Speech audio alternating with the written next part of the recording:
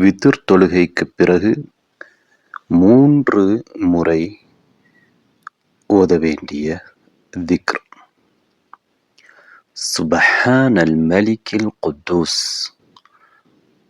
சுப்ஹானல் மலிக்கில் குத்தூஸ், சுப்ஹானல் மலிக்கில் குத்தூஸ். 3வது முறை ஓதுகின்ற பொழுது சப்தத்தை உயர்த்தி நீட்டி நபி ஸல்லல்லாஹு அலைஹி வஸல்லம் அவர்கள் ஓதியிருக்கின்றார்கள்.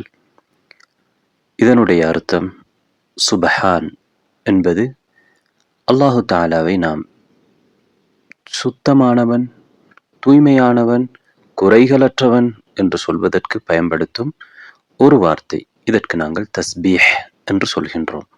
சீன் ப ஹ இந்த 3 எழுத்துக்களிலிருந்தும் உருவான இந்த சொல். அதேபோன்று தஸ்பீஹ் என்பது அல்லாஹு தஆலாவை குறைகளற்றவன் என்று தூய்மைப்படுத்துகின்ற ஒரு சொல்.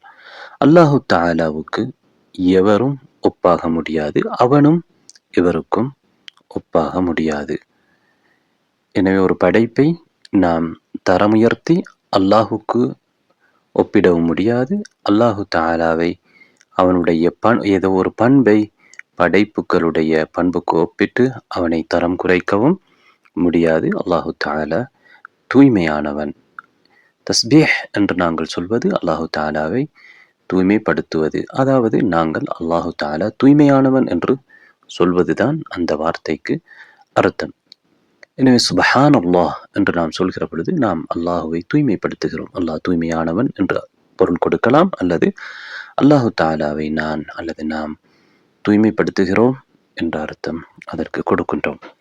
அதே போன்று இங்கே சுப்ஹானல் மலிக், அல் மலிக் என்பது அரசன். அல்லாஹு தஆலா பேரரசன்.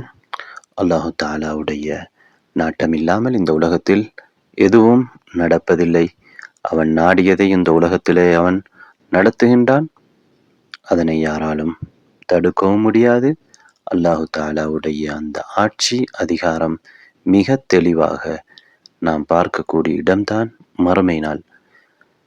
அதேபோன்று அல் குத்தூஸ் என்பது மிகவும் தூய்மையானவன், மிகவும் பரிபூரணமான பண்புகளை உடையவன், எந்த குறைகளையும் கொண்டில்லாதவன் என்பதுதான் அல் குத்தூஸ் என்பதற்கு அர்த்தம்.